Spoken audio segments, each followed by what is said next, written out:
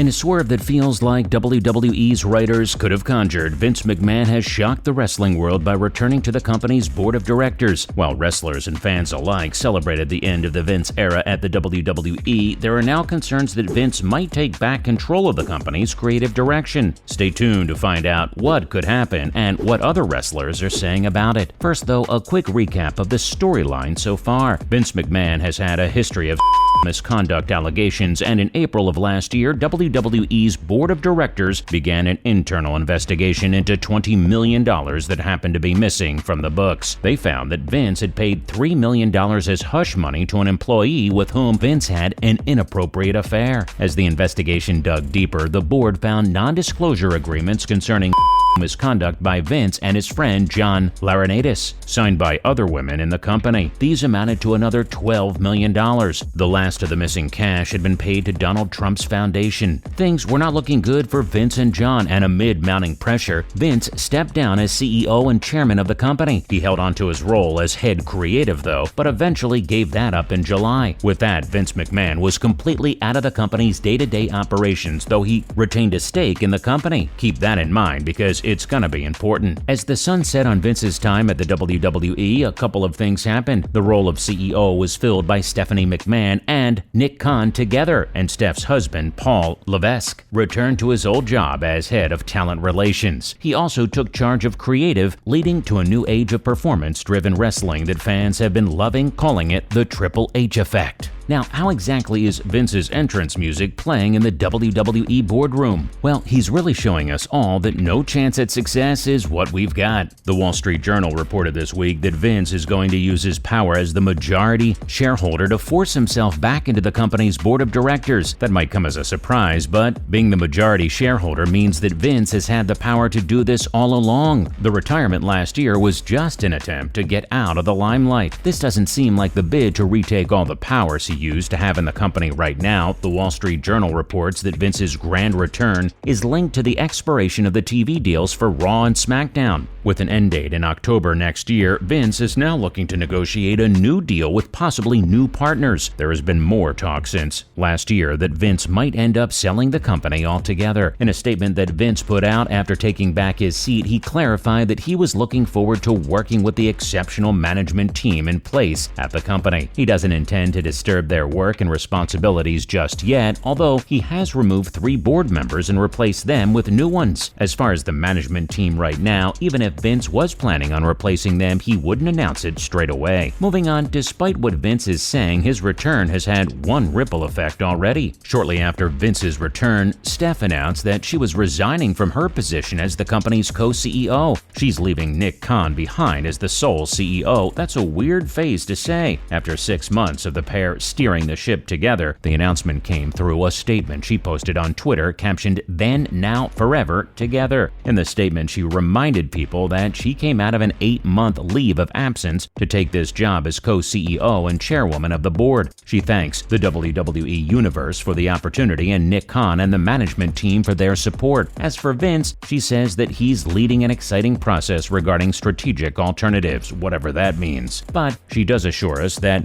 with Nick Khan as CEO and Paul as Chief Content Officer, the WWE is in safe hands. With that, she's extending her leave of absence indefinitely by resigning from the company altogether. It was a pretty abrupt decision, and we can't help but wonder what could be going through her head. She probably doesn't appreciate Vince replacing her as chairman, which undermined her leadership, and she may not like the direction Vince wants to take the company. We can't help but notice that she says nice things in her statement about Nick and her husband, but nothing about Vince, except for calling his strategic alternatives exciting. With Steph's resignation, we're wondering what else might be in the cards for the company. A lot is going to depend on how Vince's return is perceived by the WWE Universe. They're really the only people in the wrestling business that Vince ever listens to, and even then, it's not a regular thing. While the average wrestling fan isn't going to care what Vince and the board of directors get up to, there might be a backlash to Vince trying to replace Nick and Paul. Paul, in particular, was treated treated very badly by the Vince regime. He was given a show nobody cared about, and he turned it into the black and gold NXT, one of the most successful shows in the wrestling business. Vince proceeded to pit that show against the upstart All Elite Wrestling, and when NXT predictably lost the Wednesday Night Wars, Vince curtailed Paul's role and turned NXT into the embarrassment that was NXT 2.0. And then, of course, Paul had to take his own leave of absence after a serious cardiac health emergency. Since Paul has been back as Chief Content Officer, fans can't get enough of the writing and storylines at the WWE. He's brought back wrestlers who were mishandled and released by the company. He's given everyone cool storylines that actually suit their characters, and the plot definitely has more intention. Any attempt to replace him will not go well, and we hope that even Vince can see that through his own ego. Now, if this is something you're worried about, you can relax for now. Vince made his return to the board of the company through a filing with the Securities Exchange Commission. In that filing, there is a clause that says he's only allowed to join the board because he was able to prove to them and the board that he personally can negotiate a better deal for the sale of the company or its rights. He'd be in violation of the filing if he tried to influence the operations of the WWE using his board position or control of shares. By the way, we read through a very boring legal document to find this info for you, so we'd love it if you tossed a sub to the channel. Unless Vince is willing to take his chances with the SEC, he's going to stick to his board position and focus on these negotiations for now. So you don't have to worry too much about the quality of the WWE's content. But Vince is nothing if not a seasoned and talented politician, and this could just be the beginning. Those investigations into Vince's misconduct haven't landed him in court yet. The whole thing is still an internal affair of the WWE. That means Vince could try to influence the board to let those transgressions slide. Sure, these transgressions cost the company $20 million,